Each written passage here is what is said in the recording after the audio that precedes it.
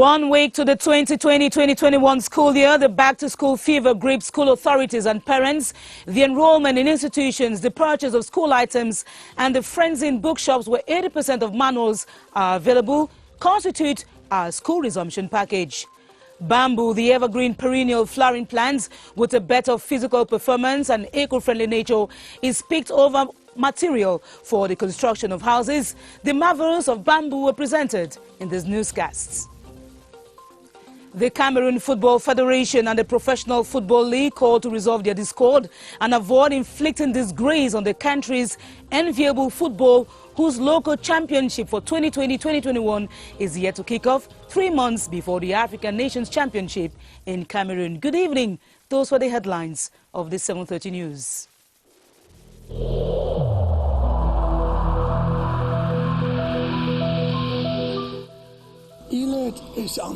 Each of us must comply with the measures that have been taken.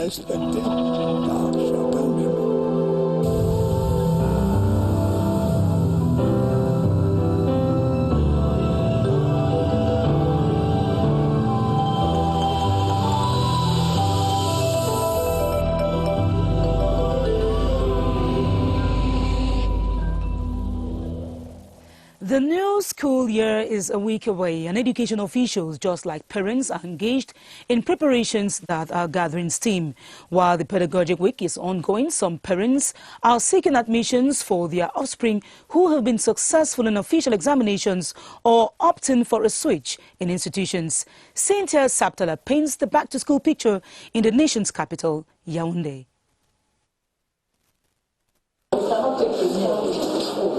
That's the response now given to parents still on the hunt for schools 1 week to the D-Day. In this government school, authorities here say cleaning is the primary activity now done to receive students Monday, October 5th. We are doing total cleaning of all classrooms and washing of benches, because after this we are going to proceed with disinfection. We have already done class distribution and we have to proceed to rename the classes. For those who've completed registration procedures, the parents were seen in bookshops in town purchasing learning materials. There are some textbooks that are not available yet. They say the parents that came earlier bought already. In front of banks, queues of parents waiting with the hope of obtaining their monthly paychecks and possibly a loan. I'm still struggling to take a loan, school fee loan, so that I can provide the needs of my children to go back to school. With the effervescence gradually gaining steam in the capital city, 2020-2021 school year now seems to be a reality. It's back to school during a pandemic. The 2020-2021 school year will be characterized by special measures taken by the ministries in charge of education to stall the spread of the coronavirus. In the secondary education sector, a ministerial order prescribes a 2-shift system in order to limit the number of learners per class to 50. Gerard Nanji Eyambe caught up with some school heads to find out how the new regulation will be implemented. Here's his report. Although the coronavirus is here, the right to education must be respected, reason why the 2-shift system of studies has been agreed on. The first week, the first cycle will come morning, and the second week, the first cycle will come afternoon, while the second cycle comes in the morning. Early in the morning, students are going to be received at the 2 entrances. And in the afternoon, exit is going to be at the entrance at Nkolmesings. The pedagogic dispensation has also been altered. Timetables have been structured such that we have a break at 10 a.m. to 10:20, and in the afternoon from 3 p.m. to 3:20. All the teachers are abreast. They know when they are coming to school. As time goes on, we're going to see how to structure our timetable. However, this might not be applicable to all institutions of learning. It will depend on the total number of enrolled learners in each school. At the elementary level, given the age of pupils, respecting COVID-19 barrier measures will be burdensome. Basic education officials have been racking brains on how to get pupils who are yet to understand what the deadly virus is all about stay free from infections. As Alice Mbe reports, their safety will mainly rest on the shoulders of parents and teachers while at school. In this state-owned primary school at the Mokolo neighborhood in Yaoundé, school authorities say they are making arrangements to implement the options of 2 study shifts. We are proposing to organize the studies in shifts, that is, to teach in groups. The first group from Monday to Wednesday, and the second group takes over from Thursday to Saturday, or to teach the first group of pupils from 7 a.m. to 12 a.m.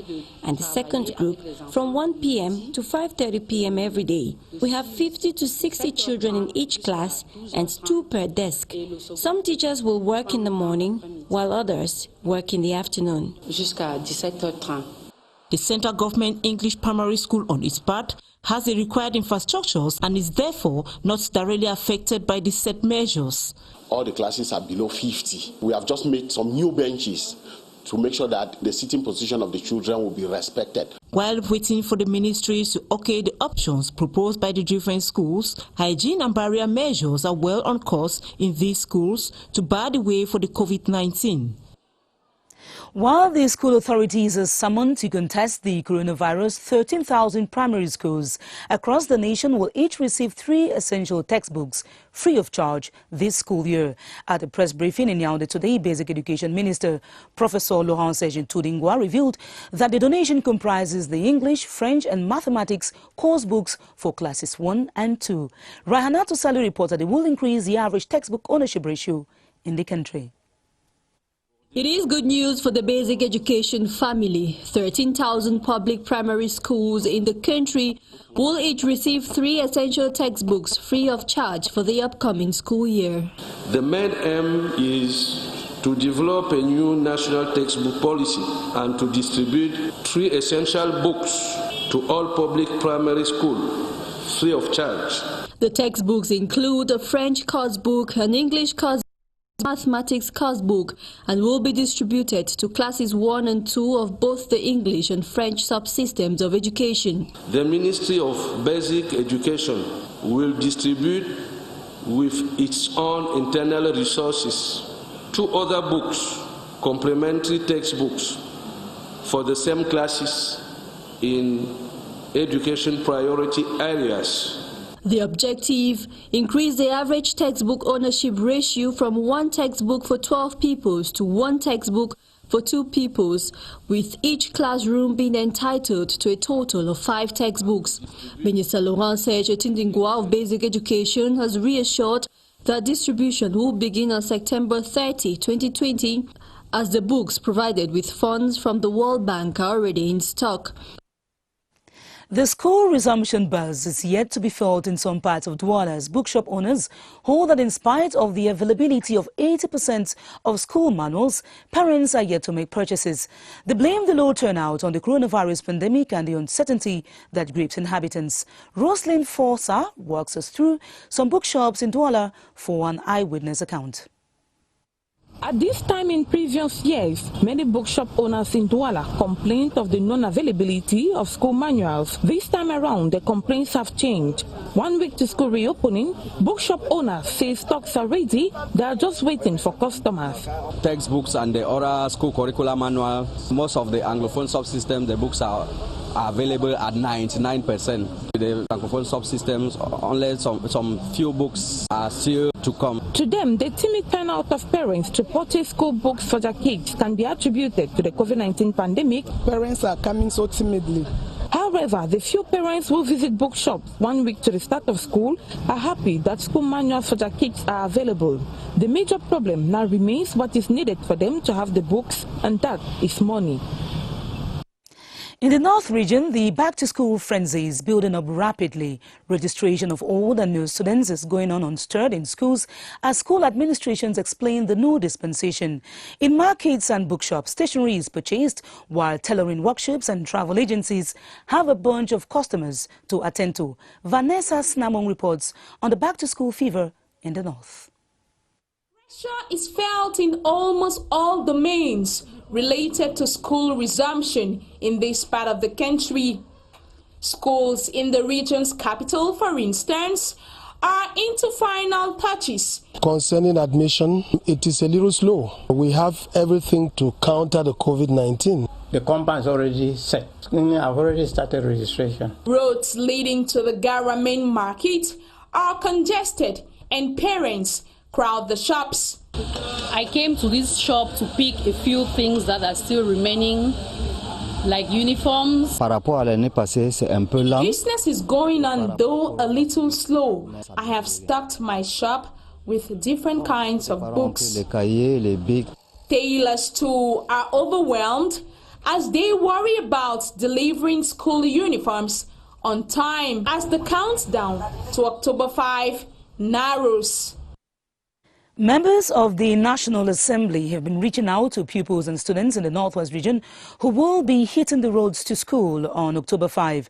An example is the CPDM elected representative for Tuba Bafut constituency, Honorable Oliver Ago, who has been providing anti-COVID-19 kits and didactic material. Karin Tosam tells us more. These school-attending children, including the internally displaced from Bambui, Bambali and Babanki villages, have not seen the four walls of a classroom for close to 4 years now. The children that turned out to receive school materials, accompanied by their parents, say they are eagerly looking forward to making their lives better by returning to the classrooms. I'm very happy for what I've done to because I will soon back to school. Traditional rulers in the area, like the Fon of Bambui, say they have been mobilizing their communities for an effective start of classes. We've had meetings with the quarter heads and the schools. The campuses are cleaned up and waiting for the beginning of the school year. We need not emphasize the importance of education. You can bear with me that for these 4 years that schools have not gone into Tuba. You can understand what we have gone through. The divisional officer of Tuba, Alim Garga, reassured the people that government has taken security measures to ensure the safety of school-attending children in the subdivision. Away from the back-to-school preparation, 44% of ongoing projects financed by the African Development Bank and its partners in Cameroun have been executed satisfactorily. The figure was disclosed at the 46th Quarterly Review meeting in Kribi, chaired by the Subdirector for Regional Cooperation, Valentin La Couto. Joyce Kimbi Fuwaju reports that the deplorable state of 14% of the projects was strongly denounced. The portfolio of projects financed by the African Development Bank and its partners in Cameroun count 31 ongoing projects costing 1,487.47 billion CFA francs. Its performance and hurdles opened the deliberations. We have 44% of project who is satisfied. Perhaps we have 42% of project of the portfolio who have many problems of execution. The road sector had the lion's share of the Cameroon ADB quarterly review of projects. We have Kumbamanfe, we have Batingan Tuyoko, we have Yaoundé Bafoussam Babadjou, we have Danzambi Kribi, and we have Bogopus in far north. To credit their facts and figures, a field trip to one of the road project sites was undertaken by the participants precisely to the Grand Zambi Kribi Road under construction. As announced in our top stories in our running series tonight, we spotlight the gradual shift to bamboo for the construction of houses. This is as a result of affirmations that bamboo has a better physical performance than most alternative building material like wood and steel. In a country like Cameroon opting for eco-friendly building material, bamboo is a perfect pick. Beatrice Losamba now reports on its marvels. The wheel has been set rolling for bamboo, now more visible in building sites, where it is used for scaffolding and flooring, an elegant alternative to steel, concrete and wood. When compared to other materials like steel, iron, wood, bamboo is extremely light, in terms of weight. When you look at bamboo flooring, it is simply stunning in terms of physical beauty. The crush for bamboo as key material in housing was born from a desire to choose eco-sound building techniques. Stronger than steel, the traditional building material used for thousands of years now is known to provide resilience in times of disaster. The more reason for the gradual shift to bamboo. We have seen story buildings in places like Hong Kong, where they have been able to use bamboo scaffolding up to 17 floors.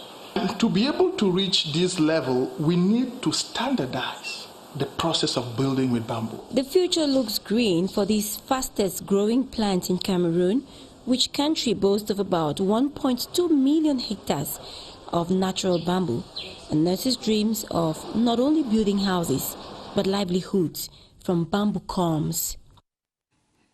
And now on to youth empowerment. Some 300 young people resident in Mifi division of the West region have been trained on bee farming. The training was triggered and sponsored by an elite of the area.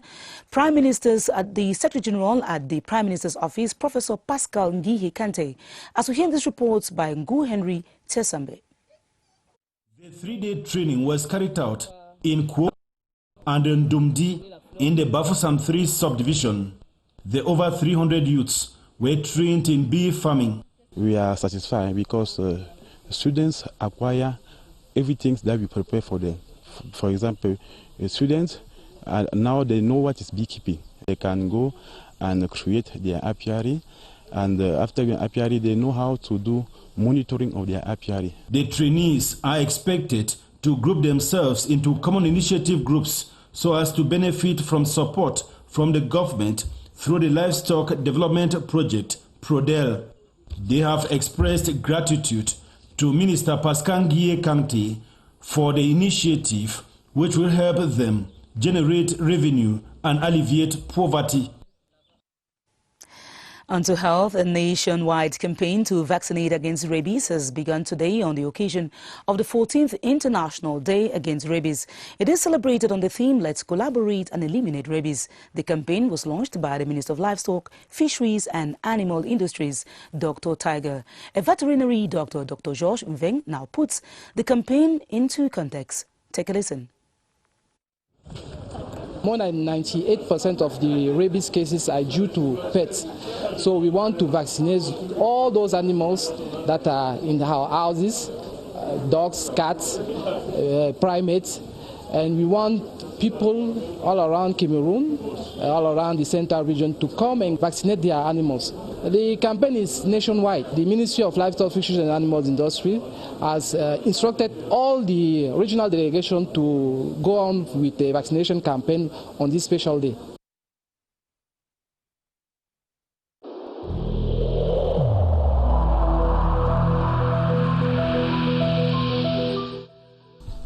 The wearing of face masks in public places will be mandatory until further notice.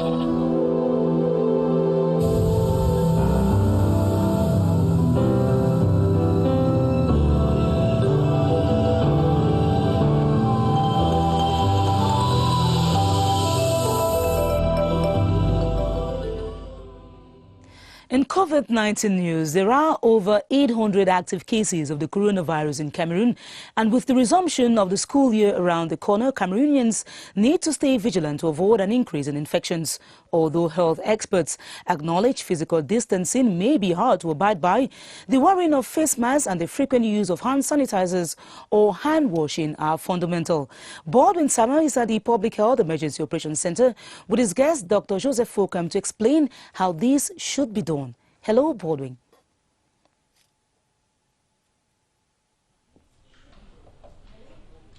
Good evening to you, Esther Kmer. Welcome. The non-respect for the different barrier measures outlined by the government of Cameroon against COVID-19 is very disturbing, and that's why public health experts are looking forward to discouraging this practice in the society. With our guest tonight, Dr. Joseph Fokam, we look at what they need to know. I'm talking about Cameroonians as concerns the non-respect for these outlined barrier measures. Good evening, Doctor. Good evening, Baldwin. What do Cameroonians need to know as far as the non-respect for these outlined measures by the government to stop the spread of COVID-19? Effectively, Bandy, what we are seeing these days, actually, when doing this massive screening, among people who have no symptom, we still have about 6% of positivity rate. These are people who have the virus, they don't know they have it, and they keep on now transmitting the virus in our community. And what we have also seen in our context, actually, cases of reinfection is possible. So being infected on the second round is very possible. And that said, antibody that we develop against this COVID-19 might not be protective for a long run. So for this reason, we believe it is very important now to get back people into the practice of barrier measures, especially because over the last weekend, we have been seeing new cases of clusters of transmission among the same family. And this, for us, is very worrying because we may be in Cameroon, we are going towards a second wave already. And finally, Doctor, what are some of these uncommon ways through which the virus can easily be transmitted that Cameroonians are not aware of? Yes, as we rightly mentioned, so many people who are positive are purely asymptomatic. And these are people who may carry the virus in their noses and in their throat. They may leave them on surfaces and also on tables in the house. And you getting in after or working in any environment where there is an AC, you may easily have the virus sustained on the air for some more time, and you get infected unknowingly. So the major issue for us, you are positive or not, make sure you should keep practicing the barrier measures because coronavirus is not yet out of Cameroon. Thank you so much, Dr. Joseph Fokam. The take-home message from here tonight is that if you were tested before and you recovered from coronavirus, it is still possible for you to get reinfected with the virus. We must stop a possibility of us moving towards a second wave of the spread of the COVID-19 in Cameroon by respecting the barrier measures. Back to you, Esther Kmer. Thanks very much, Borden Samuel. With the back-to-school period fast approaching, there will be lots of movement, and so we need to stay conscious. A consignment of medical equipment worth 175 million CFA francs has been offered to the government of Cameroon. The donation is from the Energy of Cameroon, NAO, and it is intended to support the coronavirus repose strategy as well as the management of other diseases. A Bode Kano report on the event presided over by the Minister of Public Health, Madawuda Malashi. The medical equipment worth 175 million CFA francs offered to the government by NAO Cameroon include pulse oximeters, resuscitation and intensive care ventilators, as well as parametric monitors, amongst others. I'm very proud to hand over this gift to the Ministry of Health of Cameroon. This donation will help the country to fight against this COVID-19 virus. This equipment will also help the government of Cameroon to fight other diseases once the pandemic is finished. While receiving the gift in Yaoundé, the Minister of Public Health, Madawuda Malashi, expressed gratitude to NAO Cameroon for their largesse, which is going to boost the fight against the COVID-19 pandemic. The gesture by the company in charge of the distribution of energy falls within the framework of its corporate social responsibility. As a gesture is partnership on the one hand between NAO, which is demonstrating corporate social responsibility. So as partners within the community, they have today demonstrated their commitment to that community in which they work, in which they prosper, in which they live, but also the professionalism that they've shown, the way in which they have managed within their own team to maintain the critical national infrastructure. The frontline health workers in the fight against the COVID-19 pandemic have promised to use the gifts judiciously. This is an occasion for us to say thank you very much for the NAO team for their support, and as we know, when we say thank you, we are waiting again, so continue to be with us. In the days ahead, NAO Cameroon will also extend a hand of solidarity to the 10 district councils hosting sensitive electricity generation sites. In a series on the major national dialogue, we focus on the reconstruction of the Southwest region. The managements of the Cameroon Development Corporation, CDC, and PAMOL have expressed gratitude to the head of state, Paul Biya, for the financial assistance that have saved the institutions from a closure. Henry Macaulay reports on some of the actions taken so far that have revived production in these companies.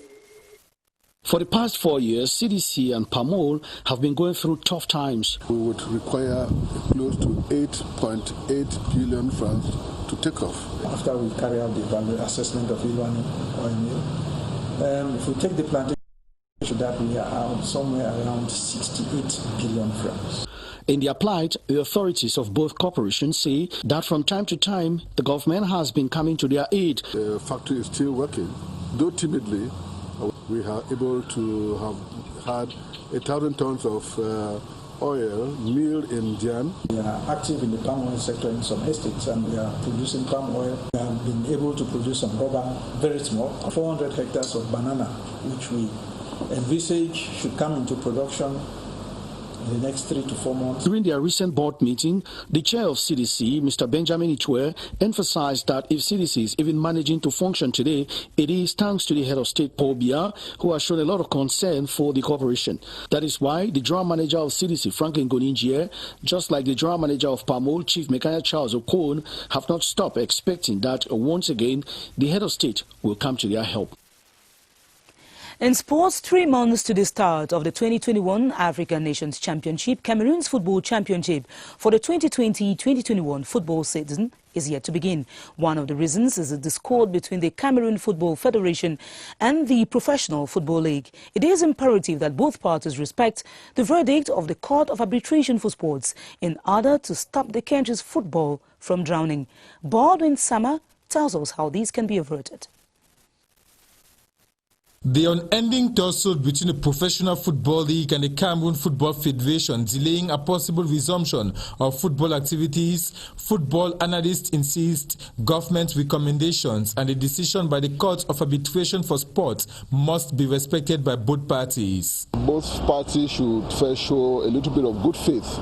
You know, after CAS's decision to reinstate the Professional League body, Mr. Sebenge said he was going in for appeasement. Fecafoot equally agreed. The minister has said everything. He has given the way to start playing football again. Fighting every day on the court is not what we want. Others believe Fecafoot must respect the law. Fecafoot has to strictly respect all the decisions.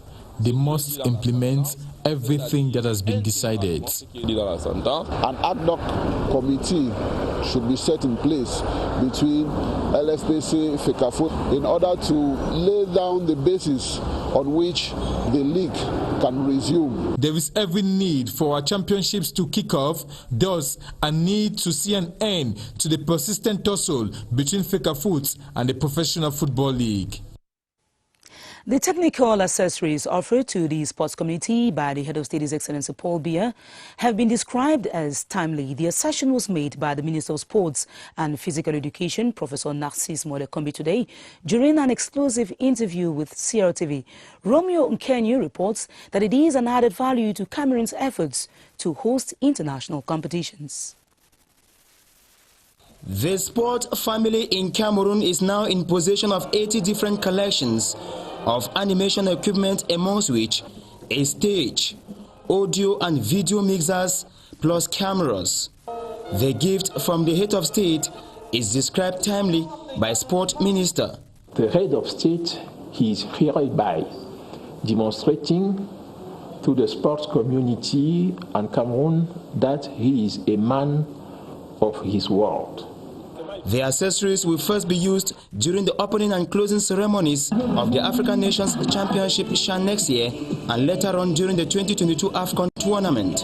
These equipments of up-to-date technology have once again placed Cameroon ahead of other countries. On the national scene, they will also be used during the National Challenge Cup finals and other national crowd-pulling events. Professor Narcisse Molekombi has reiterated. He has once more called on users of the technological equipment to jealously preserve them as they are now a national patrimony. And that report brings us to the end of the 7:30 news, in which we mainly heard that 1 week to the 2020-2021 school year, the back-to-school fever has gripped school authorities and parents. The enrollment institutions, the purchase of school items and the frenzy in bookshops, where 80% of manuals are available, constituted as school resumption package. Today, more news comes up at 8:30 p.m. with Romeo.